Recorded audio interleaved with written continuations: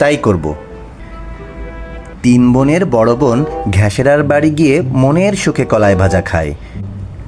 মেজ বোন রাজার পাকশালে সবার আগে আগে রাজভোগ খায়, আর ছোট বোন সুখে রাজ সংসার করেন।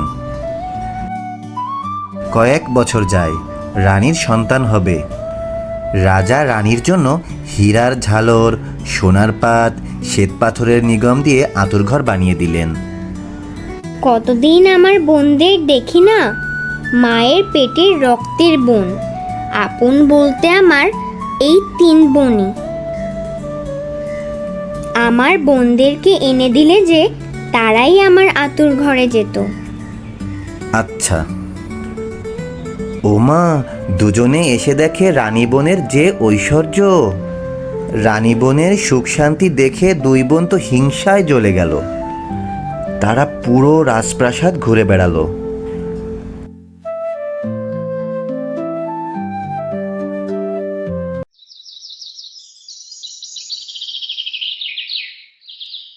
তারপর বেলা চলে গেলে দুই বোন রানীর আতুর ঘরে গেল।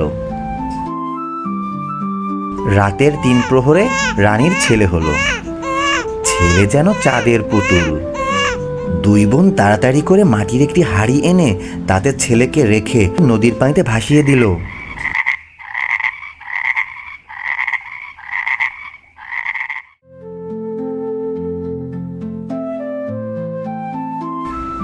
কি হয়েছে? দূর ছাই, ছেলে না ছাই হয়েছে, একটা কুকুরের বাচ্চা হয়েছে। দুই বোন একটি কুকুরের বাচ্চা এনে দেখালো। রাজা চুপ করে থাকলেন। তার পরের বছর রানীর আবার বাচ্চা হবে। আবার দুই বোন আতুর ঘরে গেল। রানীর আবারও একটি ছেলে হলো। হিংসুক দুই বোন আবারও একইভাবে ছেলেটিকে ভাসিয়ে দিল।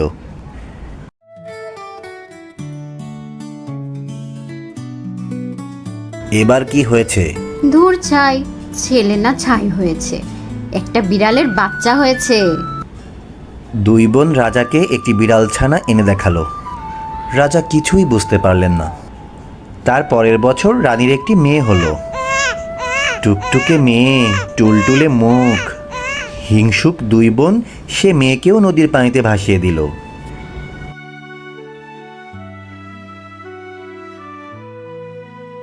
এবার কি?